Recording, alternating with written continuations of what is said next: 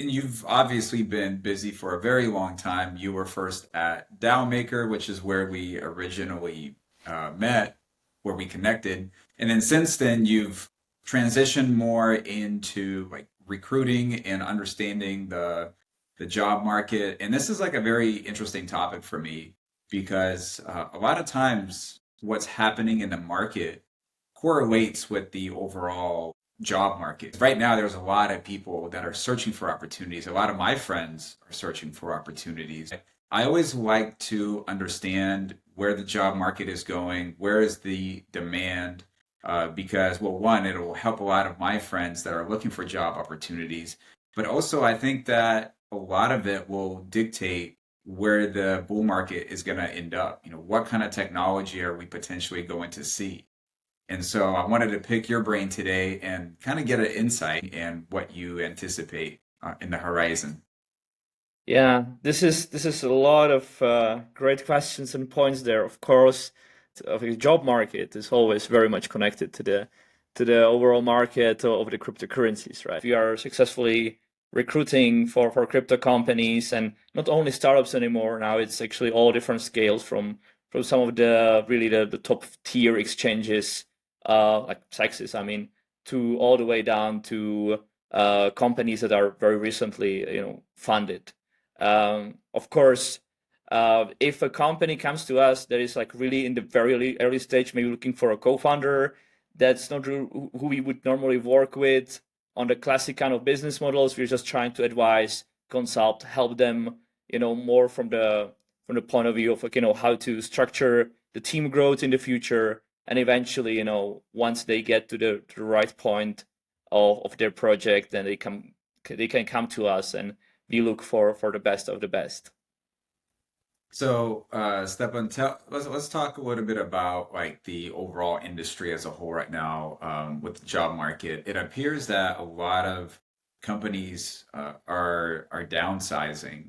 The second part is a lot of these individuals tend to be in like the business development roles. So, I mean, what are you seeing the same trend on your end? Are teams trying to become lean and focusing heavily on the tech and the marketing, the sales, like all that kind of falls by the wayside because of it? Yeah, pretty much, right? Unfortunately, this last year was really quite bad for the overall job market, right? Not only that, a lot of companies, of course, are struggling with a little bit. It's mostly the like the cash flow troubles, but also overall the interest of the best talents, to even stay in this industry or to enter this industry is also much lower. And as our industry is super volatile, right, and it's basically can be pushed up or down by a single tweet. Everything else is really connected to that. And I actually have some data here that over the 2023, I have like 12 key points of one of the biggest companies, and they're reducing their size. It's like Coinbase reduced workforce by 20%. Bittrex laid off over 80 employees. Chain Analysis, 5% of their 900 employees. Messari, 15%. Dapper Labs, 20%.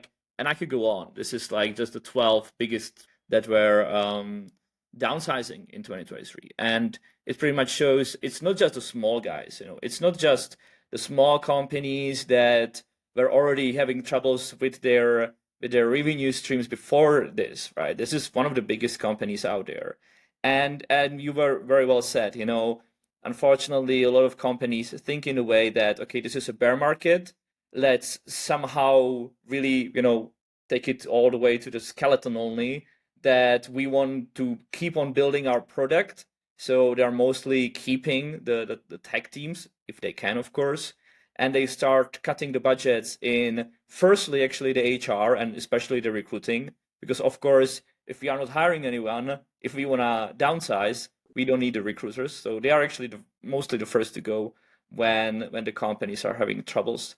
Secondly, there's the business development departments and certainly marketing, which sometimes you like, does it actually make sense? Because if you really decrease your marketing budgets, do you think your revenue will, like actually go up or at least the same? No, and this is the same for the BD. I do understand that the idea for them is we don't need to grow, we just need to survive. But a lot of times we are like, we are not really sure if this actually makes sense.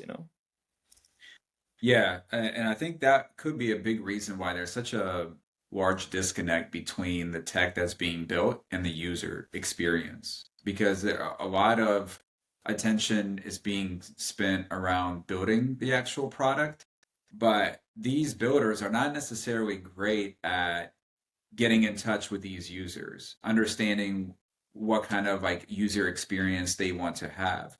Because a lot of them are very introverted, and that's why there is such a strong need for having marketing, having business development, and I understand that something has to be sacrificed. However, I also believe that in today's age, a lot of companies that are being built, many of them have a community first and then finding a product that fits that community. The traditional model is you have a product and now you go out and you try to find a community that can resonate with it. This day and age, like people are creating communities and then they're spinning out, different products that do a good job of fitting that specific community. So I think a lot of projects in Web3 are getting it wrong. Yeah, for sure. And one of the things that I'm missing there, and it's more kind of from personal opinion now, would be that are you actually solving a problem that's there, or are you just looking to start a company, in a market that is quite eager to find new investment possibilities, opportunities. So maybe it's going to be quite easier for you to raise. Are we actually solving the real problems? And mostly, or like in a lot of times, we do, but sometimes there's just founders that want to be founders. So let's dive into some of those problems. I do tend to agree that many builders, when they're building, they think that the product is just going to sell itself because they're just so passionate about what they're building, and they bring on somebody with a business development background, and they think, okay, well, anybody can do this job because this product is phenomenal. It can just go sell itself. I just need a body in place to do this for me. I've seen that a lot, especially with like very early stage startups. Change of topic. I want to ask you, where do you see the demand being right now? If it is in engineering, what kind of engineers are the most in demand right now? Yeah, sure. So the whole engineering side, um, from the recruitment agency perspective, we call them something like NPCs, right? And NPC in our language would be the most placeable candidates. It's pretty much the people that are always gonna be in demand, despite the market. And some people are lucky enough to be one of those people, and some of them are not. Now, I would just say one thing. By this, I'm not trying to say to all of the BDs and marketing people that they should change their careers completely and start in engineering. Now, coming to the languages, of course, in Web3, we are quite, we have something that is very specific for us and something that is like general engineering jobs that will always be in demand. Now, most of those platforms that are, being created right now are nothing too crazy or too elaborative in a way of the technology. So we have to stick to the classic kind of languages that are in demand in the overall world and in Web 2 as well. Uh, so for that, I would, of course, look at all the biggest languages. Of course, you can go pretty much, Java and JavaScript will be the biggest languages out there. But in going into the Web3 kind of market, it would look at React, Angular, Node, and pretty much anything that's specific to our market, which would be, of course, Solidity, Rust, I believe that if there's anyone very tech savvy, enjoying his engineering job, just go for Rust. I can see so many opportunities out there, and it's not just Web3 native, there's, it's Web3 building on top of that, but also other industries. And as much as it's a tricky language, and I personally, can't even comprehend all the information about the Rust itself as a language. It's one of the things that are very high in demand, always with the higher kind of range of salaries, and that would be my answer. So once again, classic kind of stack of everything, on basically looking at what are the biggest companies building on top of, which once again, React, Angular, Node, JavaScript, of course. And in the Web3, of course, Solidity engineers are always in demand, even though it's a bit harder for them now. There's also a lot of Solidity engineers now approaching us as the headhunters, trying to find new opportunities as well. It don't get me wrong here right now, okay? It doesn't. What I said didn't mean that all of the marketing and all of the BD people lost their jobs and all of the tech people, kept it. It's actually kind of, just about who was more affected by this. And of course, it was the marketing and BD kind of the parts of it. But yeah, this pretty much would be the best to go for right now. So are you saying that as of right now, there are more there's a demand for more Rust engineers than for Solidity engineers? Hard to say. I would actually have to bring some real data, and unfortunately, I don't have this particular data on hand. I'm saying that going for Rust also allows you to go beyond Web3. Solidity is very is smart contract oriented, right? So that gives the overall kind of more opportunities in Web3 particularly. We are looking for more Solidity engineering jobs, of course, than pretty much anything else in regards of the smart contract. But also let me just add one more thing here. One of the things that we are always discussing here with the other recruiters and headhunters from our team is that if you are a developer, an engineer, and you've been in the game for a while, you have your technical fundamentals, and have got a few languages.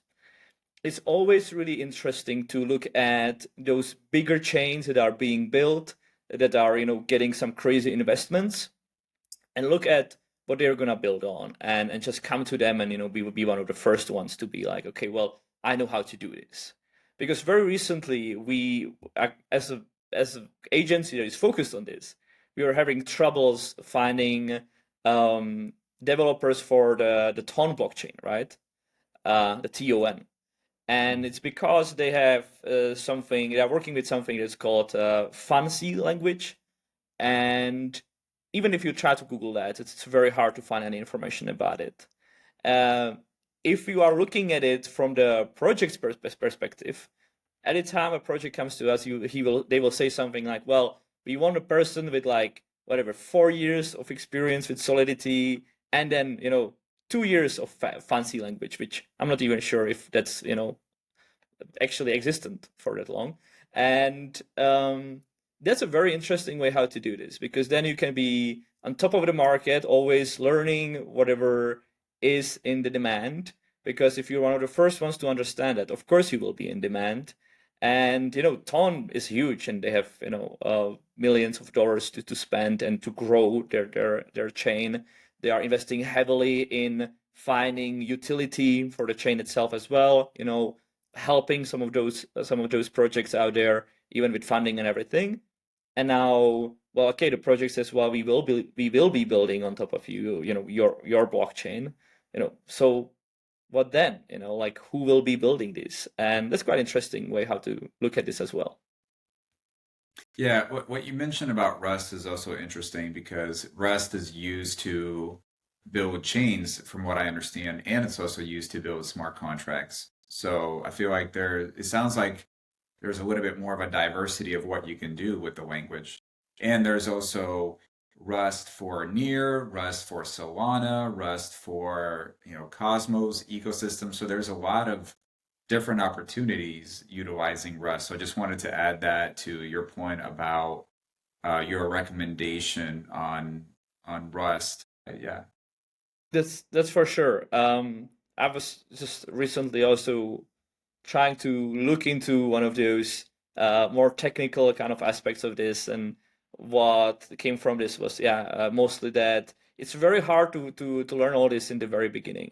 There's senior engineers uh, trying to learn this and eventually just dropping out, being like, yeah, this is just kind of too complicated. But the thing is, it's very hard in the beginning, and then on the later stage, like, you basically know everything. You like, if you work in other languages, there's like constantly new frameworks you have to learn. You have constantly new things that you have to, keep updated with. And this is like apparently one of the advantages, but maybe not really our place to discuss that. Maybe you can have better guests for that particular topic, I think. No problem. Are there any other interesting statistics that you were able to come up with as you were doing your research? Oh, of course. So actually, one of the things that I forgot to say was that also I have built cryptojobs.com in the past year. So that's one of the job boards of crypto in crypto now, about number 3, 4, 5, depends on what keywords you use, of course.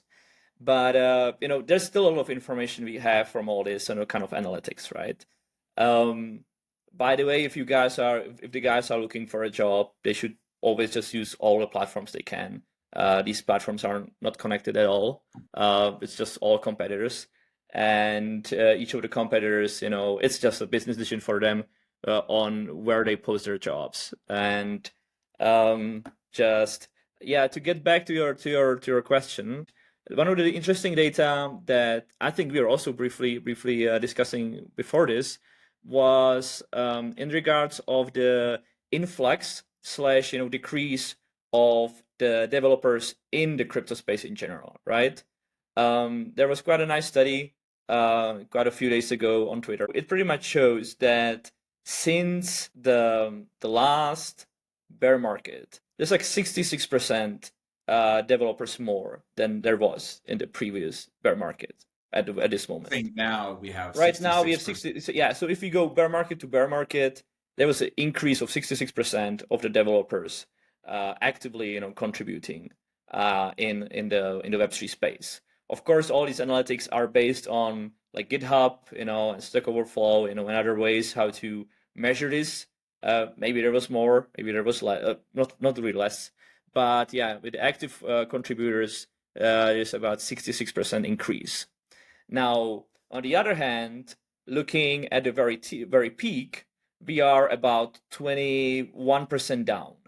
So from the peak of amount of the developers that used to be in the Web3 market, right now we are 20% lower, and about 20%. And if you go even deeper in this information, and that's the interesting part, it is mostly those guys who actually just been in the industry like for about 1 year or less.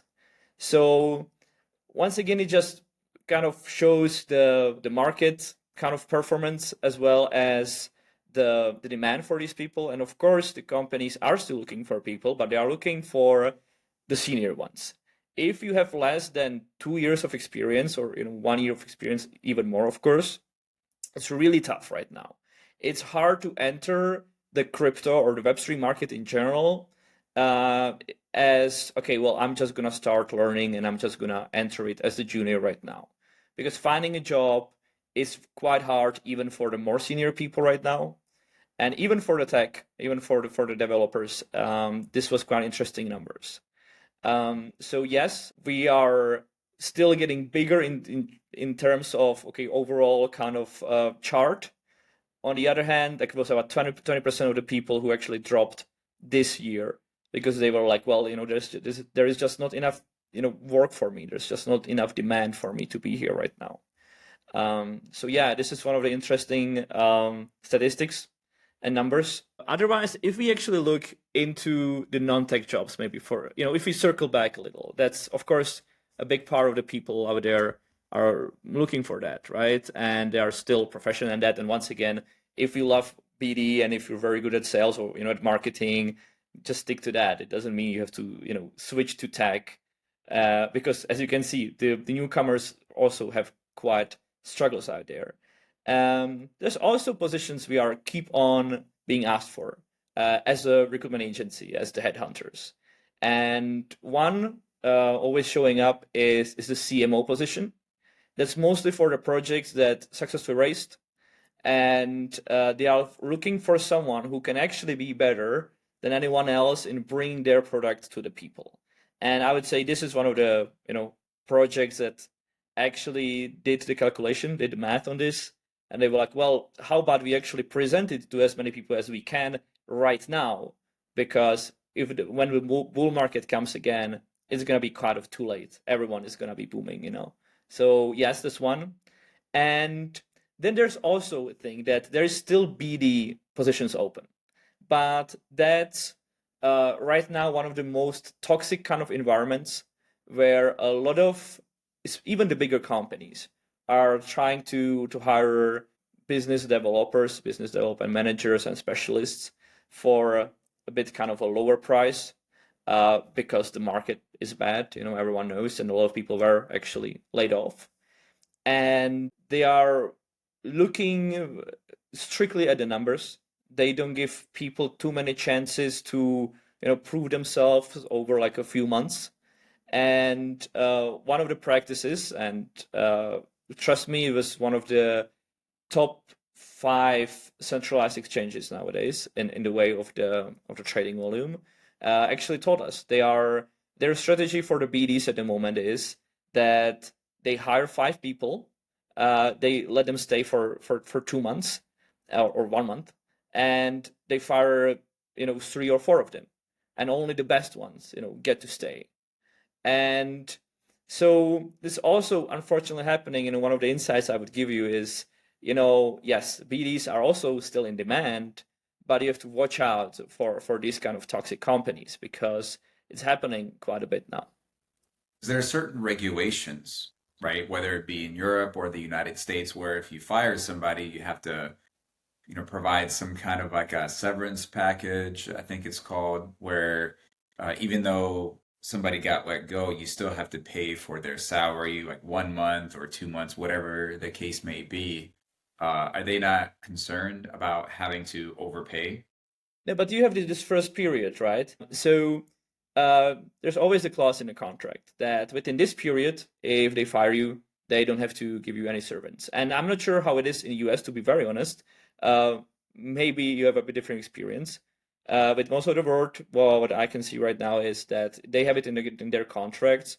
If the termination happens from either of the sides, either from the talent side or the employer side, um, within this probation period, they don't have to pay anything. And of course, they have to give a solid reason for firing the person. But once again, in this probation period, not really that much. Depends once again where you are and on the local labor laws. But this kind of strategy of I don't know, hire and fire, or how would we call this? It's just creating very toxic environment, and there are very strict KPIs, and basically just the best people can stay, because they said, well, there is such a big demand. There's so many people from the BD coming to us. Let's just use it in our into our kind of favor. And yeah, so I would just say, well, just look out for these companies. It's also happening, and it's very unfortunate. So as much as this conversation is quite negative, I would just say, there is still ways how to find a job in Web3. There is still enough openings. Of course, it's you know the younger and the less experienced you are, the harder it gets, of course. So, is there a way to combat this type of probation period, like during a no negotiation process? Like, have you seen very successful stories where somebody was able to overcome that in the very beginning so they don't have to go into that type of environment? Yeah, I no, I love that question. It's actually really interesting. Um, you can combat it, of course, over the negotiation. So now let's say you are not just a junior, BD having 1 year of experience and before just school or maybe a completely different industry experience. You are a bit more experienced and you have, let's say, at least like 4 years of experience. Of course, you are in a different position. Now, in regards of the negotiation, it's always going to be tough because you're always risking they're going to say no. And then you're going to be like, well, maybe I should have accepted it even for the worst terms because I actually need the job, right? But over the longer period of time, would you actually be happy? Well, you wouldn't. Maybe it's good that you didn't go for that job. So yes, in regards to the negotiations, of course, all comes to the good application for the job. Now, you have to have a strong CV. There's quite a few tricks and tips you can use from not only me but there's others that can help with this. And it always is about have a simple CV and make sure to keep your track record, right? To keep your the real numbers. So either in marketing, because that's also applicable, right? In regards of how much they growth, maybe the communities and so on, and on the other side for the BDs, maybe how much deals they brought, or kind of like whatever, how many conversations they have opened for the senior ones. Just firstly have a track record. If you don't have it, try to put down the numbers that are as close as to what you really believe is the reality. So that's one. List down all the partners or all the contacts you have. Maybe you actually have a contact for someone for some company that this company you're applying for really wants to work with. It can be such minor details as that. So have your track record and your contact list and say, I know people from here and there and there and there. You don't have to say who particular, you don't have to put that context there, but you just say, okay, this is my value, right? Now you have all this value, and of course you want to be proactive. If there's hundreds of applications, and let's say 50 relevant ones, it's still very hard for the recruiter or the hiring manager to distinguish who's going to be the best. So be a bit more proactive. Show them what you will be able to do in the first days. Bring them maybe even a 1 or 2 months plan on who would you like to introduce them to, what would be your take on this, and provide some value. Try to provide some value before. It's very hard to say what it can be because depending on what you're good at, but there's always ways how to you have to try your best, right? This is a very hard market, so you provide some kind of value. If it's that you show your CV plus create some kind of task that they didn't ask you for but will look good and will bring some value, that's amazing. That's another thing for you to to increase your chances.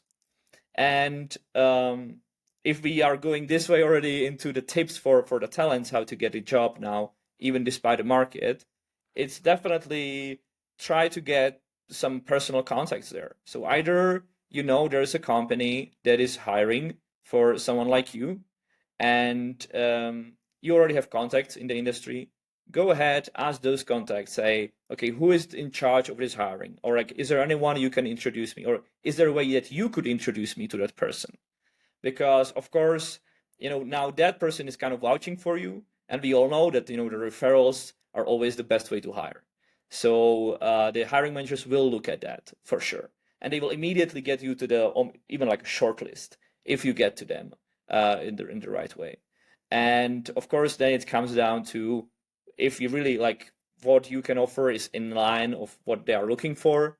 And eventually, the price, if there's a difference of your salary expectation and maybe some of your competition, and the difference is only let's say 10% of the annual salary difference, and you are a better fit, they will still choose you. So you don't have to be afraid of or trying to be the cheapest or something. it's still, the fit is the most important part. And that you prove that you're proactive, you're energetic, that you really want to work with them is gonna bring you crazy value. Like there's times where I've seen really companies hiring someone who was not the best as per their resume, but the person was just so enthusiastic about it. They were like, yeah, like we wanna give this guy a shot. This is our wild card, like he looks that he really wants to do this. It's better than just someone who just applied, left his CV somewhere online. Yeah, I think it is a lot to say about this. And by the way, also, if anyone wanted or needed help with this, and it's in a slightly more like a senior level, we are happy, me or of one of our consultants, to hop on a call and help with these things, like free of charge, of course, or like it's really about us just to growing our network as well, and maybe we can help because it all starts with this, and eventually, we are happy to build our own name now in this bad market because it's also very bad for us. I'm not going to lie about it. It's tough for a lot of people out there. And, to your point about being proactive and really taking initiative, I remember there was a time where I had an interview, and on the interview, I wanted to understand, like, what is the ultimate goal with, this sales team? And I was applying for a business development position. And they gave me their 2-year, 5-year plan, and I went home that night, created a Canva presentation about how I was planning on taking them to step by step to that specific goal. And I shared it with the assistant. She forwarded it to the hiring manager, and I got the opportunity that way. So it's, to your point, taking initiative really sets you apart from some of the other people that are applying for jobs. And right now, a lot of people are applying for jobs. So those are very good pieces of advice for the people that are looking for jobs. But what about the people that are trying to hire the best of the best, the projects, the companies? What advice would you give them? Yeah, it's not gonna be as easy as they think. So now we covered how bad it is and how there's a lot of talent, to take in the place, right? And unfortunately, it's not as easy when you're hiring because what will happen is you put a job description out there and you get hundreds of applications, with most of them not being relevant. And it's not that you have a bad JD. It's not that you really like this. It's not anything that you're doing wrong. You have the right JD on the right place, in the right time. You put all the right tags of everything, as as specific as you can. You're still gonna get a lot of people just trying to get in, and And that's by JD, you mean job description, right? Just yeah, to yeah, clarify. yeah. Sorry, yeah, job description. Yeah. So you put advertisement there, with the job description on like LinkedIn and cryptojobs.com or whatever else. And yes, this is what will happen. And now you will realize that out of all the applicants, there's one, maybe two that are actually relevant to what you're looking for. And unfortunately, as we always say, in our business pitches, we say, well, the best people are actually working somewhere. The very best people are probably still somewhere else, and we have to try to approach them with like on a multiple levels. But it also comes to down to um, how you can sell your company vision and values to the people. So if there's a talent out there, and let's say it will be really one of the unicorns, one of the top-notch candidates that you would love to work with, and everything would fit right. And you're just a small project. First, let's cover the small companies first. Um, you have to put so much more effort into showing your company values, your company culture, and it all comes down to authenticity to me, to the way where you're just saying the real story, that you're not pretending you're somewhere else, someone else. Because that person, if they are about to start working with you and they're already unicorn and now they are about to start working with a smaller kind of startup, as much as you can have a good funding and everything, you know, um, they have to be really well aligned with you on all of the values and the vision and everything. So you have to start communicating the exact way how you communicate within the company, and you have to show them, okay, this is exactly how it looks like working with us. This is our honest plans and honest fears, and also the chance to, there's also some kind of risk that this will not work out. Like if everyone start, especially in our industry, I think, but maybe everywhere, like just started to be a little bit more honest about a company and how it works within and inside of it, it would be much easier for people to apply for jobs and find this kind of perfect fits. So first of all, that so you wanna go out there, and even when you're speaking with like the top tier, say you're looking for a CMO, it's a person who's already grew, I don't know, Polygon Labs from from their start to the crazy numbers they are at right now, and he would consider working with you. Like you can't pretend you're as big as Polygon. You can't pretend you have a big corporate company with all of these perks and everything. You just sit down with him and you say, hey, look, we started this with this vision. This is the problem we're solving. This is the market. This is why we think this will work out. We need someone who trusts this as well, and who can help us grow this. And if the person says no, it's completely fine, because it was not meant to be. So this first.